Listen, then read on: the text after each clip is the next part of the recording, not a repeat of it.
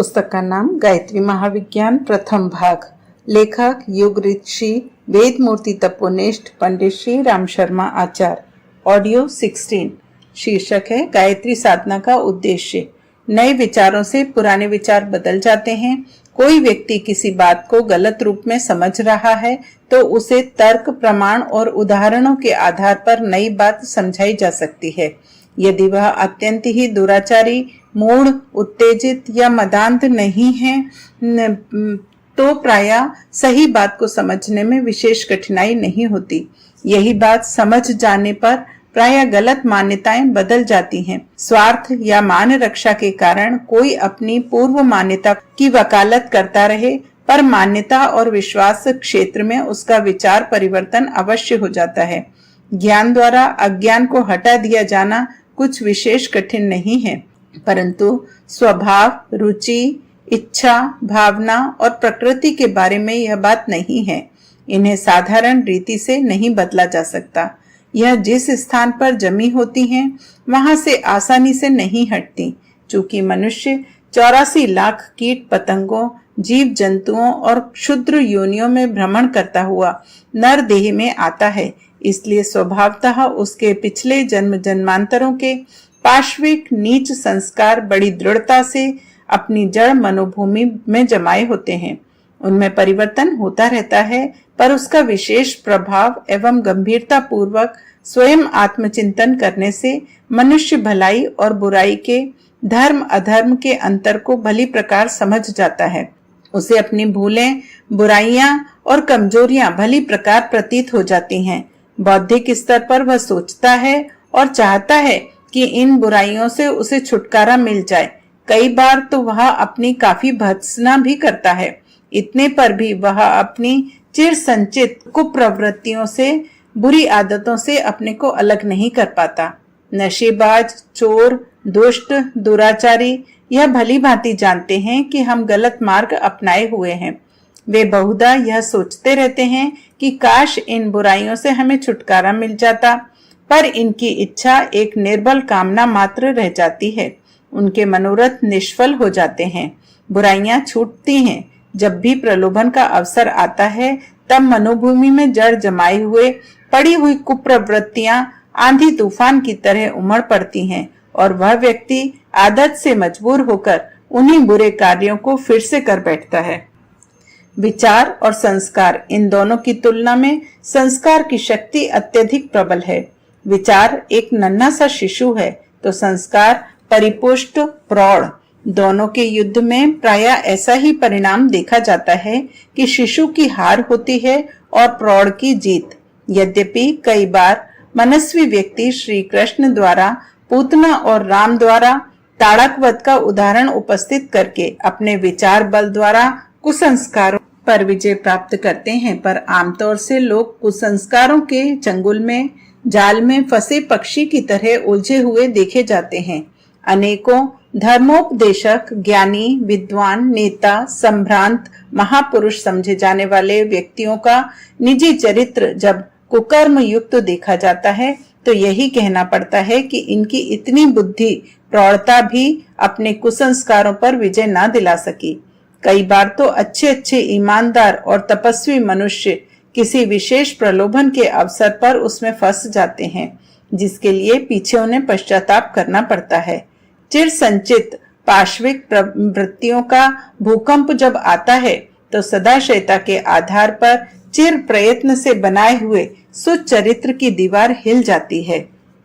उपर्युक्त पंक्तियों का तात्पर्य यह नहीं है कि विचार शक्ति निरर्थक वस्तु है और उसके द्वारा कुसंस्कारों को जीतने में सहायता नहीं मिलती।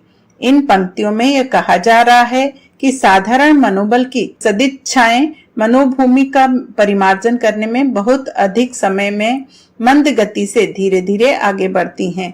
अनेकों बार उन्हें निराशा और असफलता का मुंह देखना पड़ता है।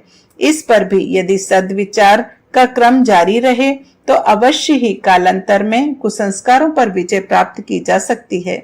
आध्यात्म विद्या के आचार्य इतने आवश्यक कार्यों को इतने विलंब तक पड़ा रहने देना नहीं चाहते, इसलिए उन्होंने इस संबंध में अत्यधिक गंभीरता, सूक्ष्म दृष्टि और मनोयोग पूर्वक विचार विश्लेषण किया है और वे इस परिणाम पर पहुंचे हैं कि मनः क्षेत्र के जिस स्तर पर विचार के कंपन क्रियाशील रहते हैं, उससे कहीं अधिक गहरे स्तर पर संस्कारों की जड़ें होती हैं। जैसे कुआं खोदने पर भी जमीन में विभिन्न जाति की मिट्टियों के परत निकलते हैं, वैसे ही मनोभूमि के भी कितने ही परत हैं। उनके कार्य, गुण और क्षेत्र भिन्न भिन्न हैं।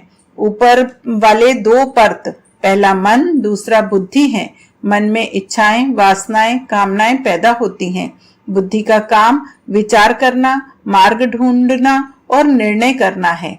यह दोनों परत मनुष्य के निकट संपर्क में है। इन्हें स्थूल मन क्षेत्र कहते हैं।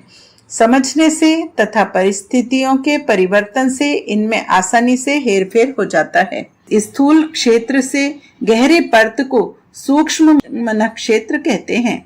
इसके प्रमुख दो भाग हैं, पहला चित्त, दूसरा अहंकार। चित्त में संस्कार, आदत, रुचि, स्वभाव, गुण की जड़ें रहती हैं। अहंकार अपने संबंध में मान्यता को कहते हैं। अपने को जो व्यक्ति धनी, दरिद्र, ब्राह्मण, शूद्र, पापी, पुण्यात्मा, अभागा, सौभाग्यशाली, स्त्री, पुरुष, मूर्ख, बुद्धिमान, तुच्छ, महान, जीव, ब्रह्म, बद्ध, मुक्त आदि जैसा भी मन कुछ मान लेता है, वह वैसा ही अहंकार वाला माना जाता है। आत्मा के अहम के संबंध में मान्यता का नाम ही अहंकार है। इन मन, बुद्धि, अहंकार के अनेकों भेद उपभेद हैं और उनके गुण कर्म अलग अलग हैं। उनका वर्णन इन पंक्तियों में नहीं किया जा सकता। यहाँ तो संक्षिप्त परिचय देना इसलिए आवश्यक हुआ कि कुसंस्कारों के निवारण के बारे में कुछ बातें भली प्रकार जानने में पाठकों को सुविधा हो। जैसे मन और बुद्धि का जोड़ा है, वैसे ही चित्त और अहंकार का जोड़ा है।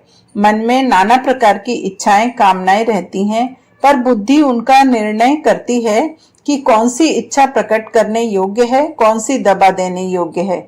इसे बुद्धि जानती है और वह सभ्यता, लोकाचार, सामाजिक नियम, धर्म, कर्तव्य, असंभव आदि का ध्यान रखते हुए अनुपयुक्त इच्छाओं को भीतर दबाती रहती है और जो इच्छा कार्य रूप में लाए जाने योग्य जचती है, उन्हीं के लिए बुद्धि अपना प्रयत्न आरंभ करती है।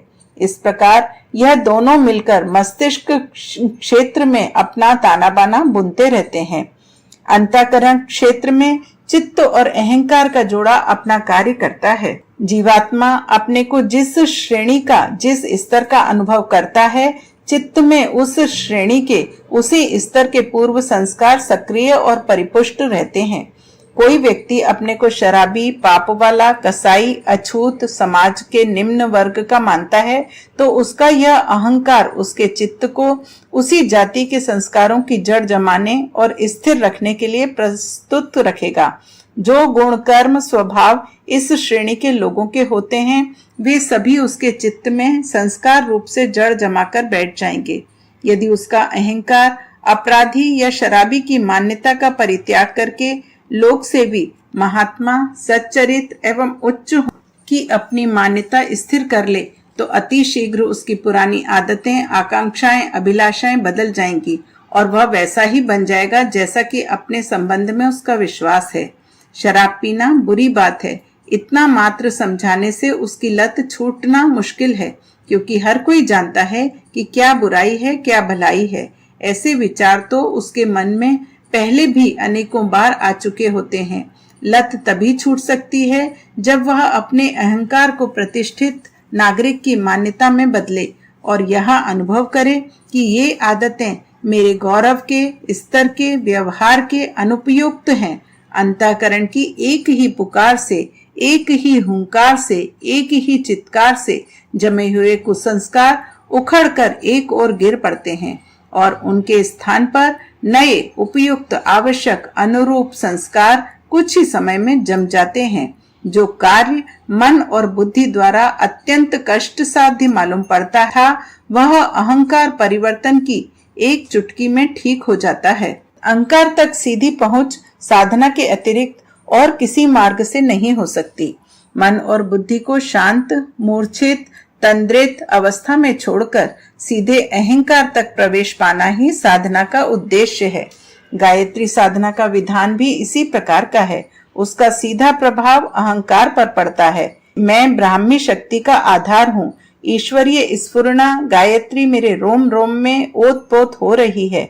मैं उसे अधिकाधिक मात्रा में अपने अंदर धारण करके ब्राह्मी भूत हो रहा हूँ। यह मान्यताएं मानवीय अहंकार को पाश्विक स्तर से बहुत ऊंचा उठा ले जाती हैं और उसे देव भाव में अवस्थित करती हैं। मान्यता कोई साधारण वस्तु नहीं है। गीता कहती है, यो यच्छ्र सह एव सह। जो अपने संबंध में जैसी श्रद्धा मान्यता रखता है वस्तुतः वैसा ही होता है। गायत्री साधना अपने साधक को दैवी आत्मविश्वास, ईश्वरीय अहंकार प्रदान करती है और वह कुछ ही समय में वस्तुतः वैसा ही हो जाता है। जिस स्तर पर उसकी आत्म मान्यता है उसी स्तर पर चित्त प्रवृत्तियां रहेंगी। वैसी आदतें, इच्छाएं, रुचियां, प्रवृत्तियां, क्रियाएं उसमें दिख पड़ेंगी। जो दिव्य मान्यता से ओतप्रोत है, निश्चय ही उसकी इच्छाएं, आदतें और क्रियाएं वैसी ही होंगी। यह साधना प्रक्रिया मानव अंतःकरण का कायाकल्प कर देती है। जिस आत्म सुधार के लिए उपदेश सुनना और पुस्तक पढ़ना विशेष सफल नहीं होता था, वह कार्य साधना द्वारा सुविधा पूर्वक पूरा हो जाता है। यही साधना का रहस्य है। उच्च मनः क्षेत्र, सुपर मेंटल ही ईश्वरीय दिव्य शक्तियों के अवतरण का उपयुक्त स्थान है। हवाई जहाज वहीं उतरता है जहां अड्डा होता है। ईश्वरीय दिव्य शक्तियां मानव प्राणी के इसी उच्च मनः क्षेत्र में उतरती हैं। यदि वह साधना द्वारा निर्मल नहीं बना लिया गया है तो अति सूक्ष्म दिव्य शक्तियों को अपने में नहीं उतारा जा सकता। साधना साधक के उच्च मनः क्षेत्र को उपयुक्त हवाई अड्डा बनाती है जहां वह दैवी शक्ति उतर सके। आत्म कल्याण और आत्मोत्थान के लिए अनेक प्रकार की साधनाओं का आश्रय लिया जाता है।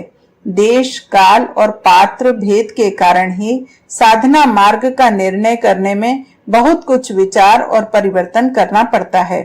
स्वाध्याय में चित्त लगाने से सन्मार्ग की ओर रुचि होती है। सत्संग से स्वभाव और संस्कार शुद्ध बनते हैं। कीर्तन से एकाग्रता और तन्मयता की वृद्धि होती है। दान पुण्य से त्याग और अपरिग्रह की भावना पुष्ट होती है। पूजा उपासना से आस्तिक भावना और ईश्वर विश्वास की भावना उत्पन्न होती है। इस प्रकार भिन्न भिन्न उद्देश्यों और परिस्थितियों को दृष्टिगोचर रखकर ऋषियों ने अनेक प्रकार की साधनाओं का उपदेश दिया है, पर इनमें सर्वोपरि तप की साधना ही है। तप की अग्नि से आत्मा के मल, विक्षेप और पाप ताप बहुत शीघ्र भस्म हो जाते हैं और आत्मा में एक अपूर्व शक्ति का आविर्भाव होता है।